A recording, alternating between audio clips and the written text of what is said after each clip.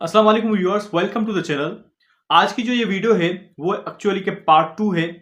PST primary school teachers की job की preparation के हवाले से इसकी पहले एक वीडियो बन चुकी है जिसमें मैंने सारा प्रोसेस बताया था कि किस तरह से आपको तैयारी करनी है और किस तरह से आपको अकाउंट बनाना है अप्लाई करने के लिए और कब तक ये जॉब्स आने वाली हैं। ठीक है। और कौन सा सिलेबस होगा वो भी सारा मैंने डिटेल में बताया है, लेकिन उसको फिर मैं दोहरा देता हूं और कुछ चीजें ऐड करता हूं। वो वीडियो आप जरूर देखें, उससे आपको बहुत बड़ा फायदा मिलेगा इसी चैनल के अंदर, और अपने दोस्तों के साथ शेयर करें। अब जो है बात यह है कि किस तरह से तैयारी करनी है वो सारा मैंने बताया है। अभी रिवाइज करता हूं एक चीज कि सिंध टेक्स्ट बुक बोर्ड जो है वो अच्छे से आप पढ़ लेना। उसके अलावा आपको कहीं से भी किसी का बुक जो है ऑक्सफोर्ड का या गाबा सीरीज का बुक मिल जाए साइंस के हवाले से, तो वो भी आप पढ़ना। सिंधी को स्ट्रांग करना है और यूट्यूब पे भी अच्छे मौजूद हैं टीचर्स, वहां से आपको पढ़ना है। और कुछ वेबसाइट्स बताई थी कि वहां से प्रिपेयर करना है इंग्लिश वगैरह पोर्शन, वो भी आप वहां से देख लीजिएगा। लेकिन आज की जो वीडियो है वो इसके हवाले से है कि किस तरह से आपको पेपर अटेम्प्ट करना है। जब पेपर आ जाए या टेस्ट पे आप जब बैठे तो किस तरह से आपको टेस्ट कंडक्ट करनी है, टेस्ट अटेम्प्ट करनी है जब आपने फुल प्रिपरेशन कर ली है। तो अब पहली बात तो यह है कि अपने आपके ऊपर जो है भरोसा रखें। जिसके पास पॉजिटिव एटीट्यूड होगा, भरोसा होगा, अल्लाह के ऊपर यकीन होगा, तो वो इंशाल्लाह उसकी हर चीज आसान हो जाएगी।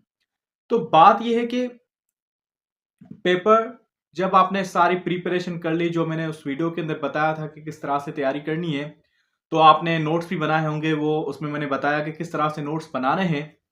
तो जब नोट्स बना लिए तो पेपर जो टेस्ट की स्लिप्स जब आ जाती हैं, टाइम डेट्स करीब होती हैं टेस्ट के लिए, फॉर एग्जांपल जो है 2 दिन पहले, 2 दिन के बाद जो है टेस्ट है, तो अब क्या करना है? अब आपको वो जो है नोट्स रिवाइज करने हैं, बार बार देखने हैं कि क्या क्या है उसके अंदर, बार बार जो है हो सके तो ग्रुप स्टडी करें अपने दोस्तों के साथ। किसी की भी मार्क्स कोई नहीं कॉम्पीट कर पाएगा। जब आपके रोज लिखी है, जॉब लिखी है, तो आपसे कोई नहीं छीन सकता। तो आप दूसरों के साथ भी शेयर करें, दूसरों के साथ ग्रुप स्टडी करें, तो आपको फायदा होगा। एक दूसरे के साथ जब डिस्कस करेंगे तो आपकी रिवीजन हो जाएगी और आपको अच्छे से याद हो जाएगा। दूसरी बात यह है कि जब ये सब कुछ हो गया, अब for example tomorrow is your test, you are going to test attempt the test and you have to win that test, okay? You have to become successful। अब जो है उस दिन आपको क्या करना है? उस दिन जस्ट रिलैक्स रहना है, कुछ भी पढ़ाई नहीं करनी। जब आप पढ़ाई करेंगे तो आप डबल माइंडेड हो जाएंगे कि इसका आंसर क्या हो सकता है, फिर आप वापस जो है वो चीज़ पढ़ना शुरू करेंगे। इस तरह से थोड़ी कंफ्यूजन हो जाएगी। ठीक है, तो उस दिन आपको रिलैक्स करना है, अच्छी तरह से नींद करनी है। लेकिन उसके अलावा पहले बात बता दूं कि स्टेशनरी अपनी कंप्लीट कर लेनी है। अगर जो है राइटिंग पैड जो होता है वो आपको वहाँ पे तकरीबन नहीं मिलता, वो आप अरेंज कर ले या वहाँ पे ले लेना आप बाहर। तो अगर वहाँ से यहाँ से लेकर जाना है तो वो आप अरेंज कर लें। उसके अलावा स्लिप की प्रिंट कॉपी करवा लें। ठीक है, उसके अलावा पेन, बाल पेन ब्लू कलर की जो है वो आप ले लें। 2 ले लें एक्स्ट्रा, एक हो जाए, एक खराब हो जाए या कुछ भी, तो दूसरी आपके पास ऑप्शन दूसरा जरूर होना चाहिए। एनआईसी आपका जो है वो बिल्कुल क्लियर और अपने जो है साथ होना चाहिए। ये सारी स्टेशनरी की चीज़ें अपने साथ लेकर जानी है, वो आप ऑलरेडी प्रिपेयर कर लें और उस जगह पे रख लें जहाँ से आप जो है अपने पॉकेट जो है पॉकेट के वो क्या कहते हैं कि पैसे वगैरह जो हैं आप जहाँ पे किराया उठाएंगे वहाँ जाने के लिए, ये भी आपको अरेंज करना है पहले कि किस तरह से आपको जाना है, कन्वेंट्स का वगैरह। बेहतर ये है कि आप उसी दिन जाएं और एक नाइट पहले इस कंडीशन में जा सकते हैं जब आप बहुत दूर हैं। अगर आप विद इन 1.5 घंटे के अंदर आप पहुंच सकते हैं तो आप कोशिश करें कि उसी दिन जाएं, क्योंकि आपका माइंड डिस्ट्रैक्ट नहीं होगा, डायरेक्टली वहाँ पे टेस्ट के लिए तैयार होगा। वहाँ पे जब आप एक दिन कहीं पे रुकते हैं तो वहाँ पे माहौल दूसरा होता है, वहाँ पे आप दूसरी चीज़ों पे लग जाते हैं तो आपको इतना जो है कंसर्न नहीं होता। मेरा ये एक्सपीरियंस है, लेकिन हर किसी का अपना अपना हो सकता है, लेकिन बेस्ट ये है। अच्छा, दूसरी बात, जब आप टेस्ट के लिए जाएंगे वहाँ पे तो आपकी चेकिंग होगी, मोबाइल्स वगैरह जो भी होते हैं वो आपको वहाँ पे सबमिट करवाने होंगे। उसके बाद जब आप जाएंगे तो मेन चीज़, सबसे पहले मेन चीज़ ये होती है कि आप अपने स्लिप जो है वो हमेशा पेड़ के ऊपर जो है रखें और सेट कर लें। अच्छा, सबसे पहले जो है वो अब उस वहाँ पे जो है टेंशन नहीं लेनी कि इतने बहुत सारे लोग आ गए हैं और बहुत सारे कंपटीशन है, ये भी होशियार है, वो भी होशियार है। वहाँ पे आप डिस्कस करना शुरू ना कर लें दूसरों के साथ कि आपने क्या पढ़ा है, उसने क्या पढ़ा है, उसको छोड़ दें। बस आपको मैंने पहले ही बता दिया है कि एक दिन पहले आप कुछ भी ना पढ़ें, ना ही किसी के साथ डिस्कस करेंगे। जब आप डिस्कस करेंगे तो आपको ऐसा लगेगा, क्योंकि हर किसी का अपना जो है स्टडी मेथड होता है, अपना जो है अपनी उसकी वीक पॉइंट्स होती हैं, अपनी स्ट्रेंथ होती है। फॉर सपोज मैं एक्सपर्ट हूँ बायोलॉजी सब्जेक्ट में, तो मुझे बायोलॉजी वाला पोर्शन बहुत अच्छा आएगा। और कोई जो है केमिस्ट्री में अच्छा है तो दूसरे भी सब्जेक्ट्स आ रहे होंगे लेकिन उसको केमिस्ट्री वाला पोर्शन ज़्यादा अच्छा होगा। ठीक है, तो इस तरह से जब आप उनसे बात करेंगे तो केमिस्ट्री में कुछ डीप चीज़ें बताना शुरू करेगा। फॉर सपोज अगर आप बायोलॉजी वाले हैं, ठीक है, और आपने जनरल स्टडी की है पीएचडी के हवाले से, लेकिन वो केमिस्ट्री में डीप बताना शुरू करेगा। आप कंफ्यूज हो जाएंगे कि इतना डीप भी हो सकता है, मे बी टेस्ट इतनी डीप आए तो ये तो कर लेंगे, ये तो ज़्यादा पढ़ के आए। तो इतना जो है वहाँ पे बात करने की ज़रूरत नहीं है। किसी से भी कोई टॉपिक जो है एकेडमिक के हवाले से डिस्कस करने की ज़रूरत नहीं है। Just be on your goal, focus करें जस्ट। और पेरेंट्स से दुआएं ज़रूर लेकर जाइएगा और वहाँ पे भी दुआ कीजिएगा और इंशाल्लाह आपका फ़ायदा होगा। तो अब जो है जब टेस्ट पे वहाँ पे आप बैठ जाएं तो इससे पहले ये है, दूसरी बात है पानी वगैरह जो है बिल्कुल लिमिट में पिएं। ठीक है, इतना ज़्यादा भी नहीं, उतना कम भी नहीं। अपने आप को ड्राई नहीं करना, और ड्राई करने से जो है वो रखने से टेस्ट जो है में इशू हो जाता है, क्योंकि ब्रेन वर्क सही नहीं करता। ठीक है, दूसरी बात यह है कि अब जब आपको पेपर मिल गया तो वो बात की कहानी के कौन सा पोर्शन पहले स्टार्ट करना है, लेकिन पहले ही बात यह है कि पेपर का जो है वो आंसर शीट होती है, वो OMR शीट होती है। ठीक है, OMR शीट जो होती है उसको फिल करने का तरीका आपको आना चाहिए, वो आप पहले से प्रैक्टिस करके जाएं। वो स्क्वायर शेप के जो आंसर कीज होती है, ठीक है, ऊपर जो है अपना सीट नंबर होता है। एक रो होती है 00 वाली, दूसरी रो होती है 1 वाली, तीसरी 2 वाली, 3 वाली, 4 वाली, 5 वाली, 6 वाली। इस तरह से आपको आपका जो सीट नंबर है उस जीरो में से पहला अगर आपका नहीं है, जीरो से स्टार्ट आपका फॉर सपोज जो है 322 है, तो आप जस्ट 3 वाली जो रो है उसमें जो है पिक करोगे। ठीक है, 3, और उसके बाद जो है फिर 2 पे पिक करोगे, फिर जो है 2 पे पिक करोगे। 3 वाला जो फर्स्ट पे आएगा जो उसी को ही टिक करोगे। ठीक है, और लास्ट वाले को नहीं करोगे, ना ही सेकंड को या थर्ड को। फिर 2 वाला जो है सेकंड रो के अंदर जो है कॉलम के अंदर, रो नहीं कॉलम के अंदर जो है वो आप 2 को पिक करोगे।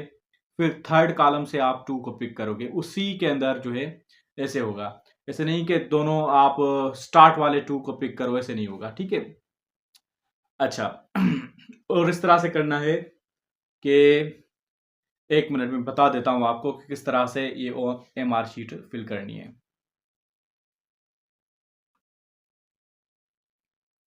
ये देखें, मैंने आपके लिए बनाई है कि अगर ये देखो 0 का कॉलम अलग से है, 1 का कॉलम अलग से है, 2 का कॉलम अलग से है, 3 का कॉलम अलग से है, 4 का, सॉरी, अब इस तरह से ना, ये अब आपको ये भी नहीं, हाँ, इस तरह से।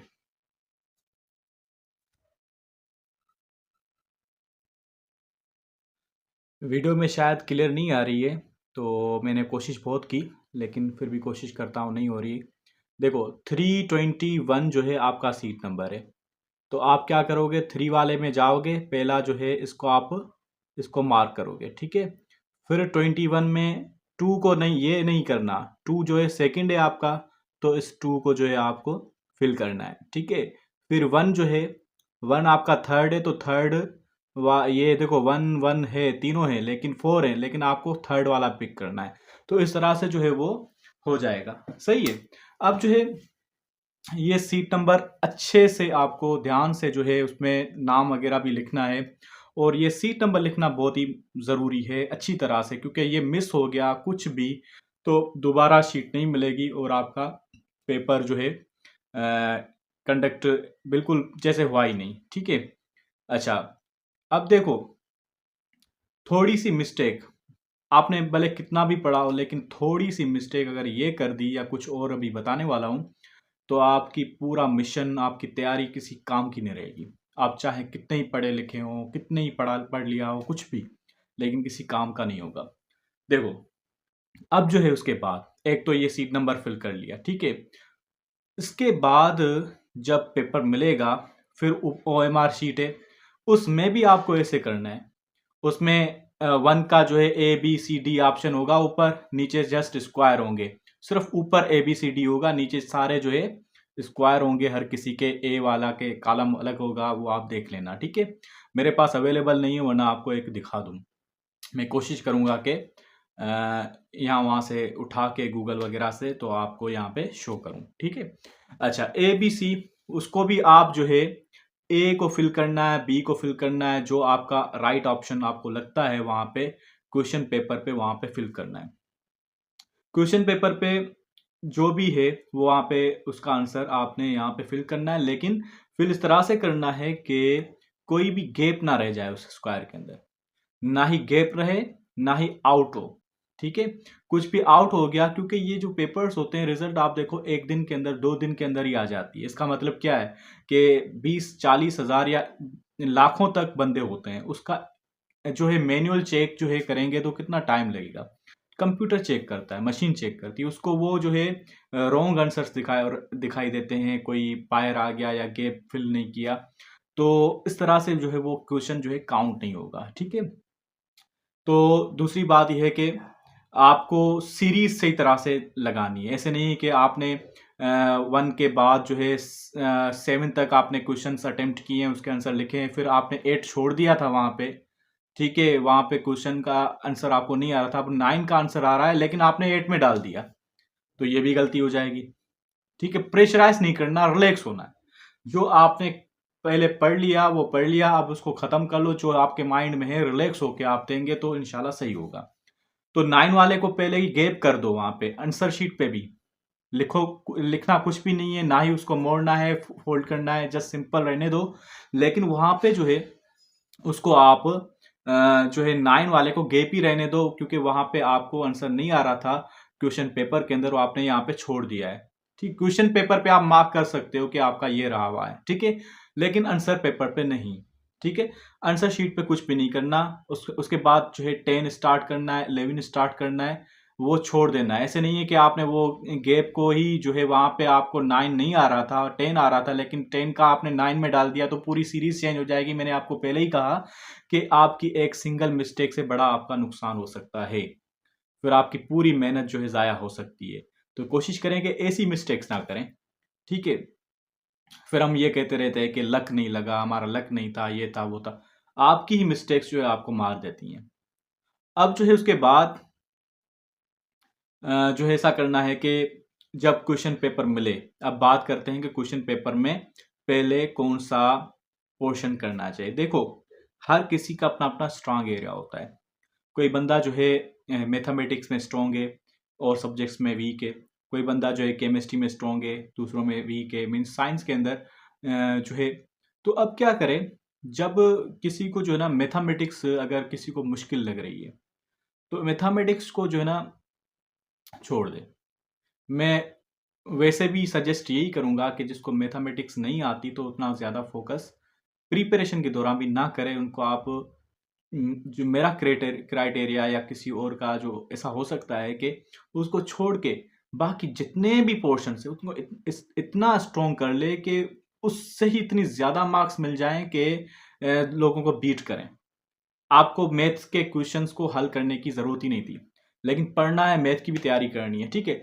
अब पेपर अटेम्प्टिंग में यह है कि जो सिंपलेस्ट जो सिंपलेस्ट और सिंपल आपको इजी लग रहा है वो आप पहले करें पोर्शन। इससे आपका टाइम बच जाएगा, क्योंकि वो आप इजीली जल्दी जल्दी करते जाएंगे, तो आपका जो है फुल फाइनल फोकस जो है वो उस पे आ जाएगा मैथमेटिक्स या किसी भी जो हार्ड एरिया आपको लगता है उस पे। लेकिन अगर आप इसका उल्टा करेंगे तो आपका ही नुकसान होगा। कैसे? कि अगर आपने जो हार्ड एरिया जो आपको मैथमेटिक्स मुश्किल लगती है और उसको कैलकुलेशन में टाइम लगता है, ठीक है, और उसको आप पहले किया है, ठीक है, अच्छा ये भी बात कि टाइम मैनेज करना है, ठीक है, वॉच लेनी है या कुछ भी, टाइम को मैनेज करना है, तो मैथमेटिक्स को आपने ले लिया, उसको आप सोल्व करें तो आपका आधा घंटा या जो है 50% या 60-70% आपका टेस्ट का वहां पे चला जाएगा। तो माइंड भी थक जाएगा उसमें, वो करते करते आप स्ट्रेस में भी हो जाएंगे कि ये आपको इतने सवाल नहीं आ रहे, क्योंकि हार्ड एरिया वो होता है जो आपको नहीं आ रहा। ठीक है, सिंपल सी बात है। तो उसमें आपको एक जो है मोटिवेशन भी नहीं मिलेगी, डिमोटिवेशन हो जाएगी कि मेरा पेपर खराब हो गया, ये सारा हार्ड एरिया था, ये बिल्कुल मैंने नहीं किया, ये सारे मुझे नहीं आ रहे। तो आपका जो है माइंड जो है हमेशा जो जैसा सोचता है वैसा ही माइंड काम करता है ना। जो कमांड हमने सोचने शुरू कर दिया कि नहीं आ रहा, तो उसको माइंड भी बोलेगा कि इसको नहीं आ रहा, तो बाकी वाले पोर्शन भी आपको नहीं आ रहे होंगे, क्योंकि आपकी एनर्जी उसमें ज़ाया हो गई और आपका जो है माइंड जो स्ट्रेसफुल हो गया। बाकी जो इजी पोर्शन है वो आपके क्लियर नहीं होंगे।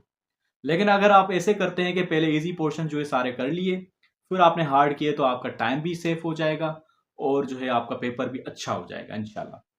दूसरी बात यह है कि अगर आपको कोई आंसर नहीं आ रहा, आंसर कोई नहीं आ रहा, तो आप उसको क्या करेंगे? उसको आप जस्ट स्किप करेंगे, उस पर ज्यादा फोकस नहीं करेंगे। ठीक है, अब मैं और भी बताने वाला हूं कि अगर कोई भी आंसर नहीं आ रहा आपको, तो भी आप उसको ठीक कर सकते हैं, आप सही कर सकते हैं। ये हमें एक्सपीरियंस हुआ है बार बार टेस्ट देने से। मैंने अपनी जिंदगी के अंदर तकरीबन 40 से ज्यादा टेस्ट दिए हैं, कम अज कम। फिडल होगी, फिडल में भी क्वालिफाइड था, और आईबीएस अखर और एसपीएससी में 3-4 बार क्वालिफाई हुआ हूँ अभी। अल्हम्दुलिल्लाह इंटरव्यू भी क्वालिफाई किया है। तो हमें एक्सपीरियंस हो गया है कि किस तरह से टेकल करना है। तो अभी बात चल रही थी कि जो आपको आंसर नहीं आ रहा क्वेश्चन पेपर के अंदर, तो आप टिक वहां पे कर लें, वहां पे नहीं करें। ठीक है, उसको उसके ऊपर ज्यादा फोकस नहीं करें, टाइम जाया नहीं करें, दूसरे पे चले जाएं, तीसरे पे चले जाएं। एक्चुअली पेपर के अंदर ये होता है कि पेपर खुद बता रहा होता है कि उसका आंसर क्या है। असल में हमें जो है पता ही नहीं होता। क्वेश्चन तकरीबन आपस में लिंक्ड होते हैं। आप पहले जो है सबसे पहले पेपर को सारा पढ़ लें, जल्दबाजी ना करें। जल्दबाजी करेंगे तो ये मसला हो सकता है। अच्छा, अब जो है उसको छोड़ देना है पेपर को, ठीक है, और उसको सॉरी क्वेश्चन को, और आगे चलना है। जब आप पेपर पूरा कर लें, तो बाद में वहां पे आना है। फिर वो जो आप देखें आंसर शीट में, पेपर में नहीं देखेंगे आप कौन से सवालात रहते हैं, क्योंकि पेपर के पेजेस को वहाँ करते हुए आपका टाइम लग जाएगा और ढूंढने में। ठीक है, आपको इस तरह से करना है कि जो भी आंसर शीट है आपकी, ओएमआर शीट जो है, उसके अंदर देखना है कि कहाँ कहाँ पे गैप जो है मौजूद है आंसर का। उस गैप को आप मतलब समझो, वो सिंपल सी बात है कि ये आपने अटेम्प्ट नहीं किया है, उसको आप जाके वापस वहां पे देखो कि क्या है। अब यहाँ पे जो कुछ सवालात कुछ आंसर होते हैं, पहले आपको करना है 100% श्योर वाले। ठीक है, जो आपके 100% श्योर हैं आंसर्स, वो आप कर लें। उसके बाद जो 50% जो श्योर है, उसको आप कैसे करना है, तो एलिमिनेट करेंगे। कि ये फॉर सपोज जो है केमिस्ट्री वाला कोई ऐसा कोई सवाल है, उसके अंदर आप देखते हैं कि कोई जो आंसर है, ऑप्शन हैं 4, उसमें से 2 या 3 जो है लग रहे हैं कि वाकई केमिस्ट्री के हैं, चौथा तो बिल्कुल नहीं लग रहा, तो उसको छोड़ दो, क्योंकि कभी पढ़ा नहीं है और केमिस्ट्री का टाइप का है नहीं। बाकी 3 है, उसमें भी देखो आपके ये सवाल के मुताबिक क्या आंसर हो सकता है, उसको आप देखो। ठीक है, फिर उसको एलिमिनेट करो, बाकी जो बचे तो उसका वो आंसर होगा। इस तरह से होता है।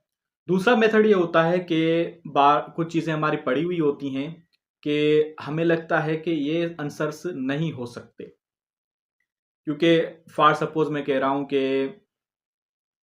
इस तरह से भी कोई सवाल हो बायोलॉजी में या केमिस्ट्री की या साइंस का कोई भी सवाल हो कि इसका साइंटिस्ट कौन सा था। ठीक है, फॉर सपोज किसी का डिस्कवरी किसने की थी, साइंटिस्ट कौन सा था, तो उसमें आप ये करेंगे कि जो है वो आप ऐसे करेंगे कि साइंटिस्ट के नाम देखेंगे, एक रॉबर्ट बॉयल हो गया, एक जो है दूसरा कोई साइंटिस्ट चार्ल्स हो गया, ठीक है, और तीसरा कोई और हो गया, एवोगेडोज हो गया, ठीक है, बाकी चौथा है कोई और है। अब आप एलिमिनेट करोगे कि ये तीनों साइंटिस्ट जो है केमिस्ट्री के हैं। अब सवाल है बायोलॉजी का रिलेटेड है, कोई सेल मेम्ब्रेन के तहत या कुछ और इस तरह का, तो आप कॉमन सेंस की बात है कि वही आंसर हो सकता है। ये कोशिश ऐसे करना, अच्छा नेगेटिव ना हो तभी आप ये करना है, अगर नेगेटिव मार्किंग है तो ये कुछ भी ऐसा इस तरह से नहीं करना। तो मेरे ख्याल से वीडियो बहुत बड़ी हो गई है, माशाल्लाह से बहुत जो है आपने अच्छे कमेंट्स दिए हैं और आपने लाइक किया है मेरे वीडियोस को, और इंशाल्लाह आगे भी इस तरह की वीडियोस देता रहूँगा, अपडेट्स देता रहूँगा। जुड़े रहिए मेरे साथ और मेरे चैनल को सब्सक्राइब करें, लाइक करें, कमेंट ज़रूर करें, और क्या-क्या सवाल हैं कमेंट ज़रूर करें ताकि मैं उस हिसाब से आपको आंसर कर सकूँ। बहुत-बहुत शुक्रिया।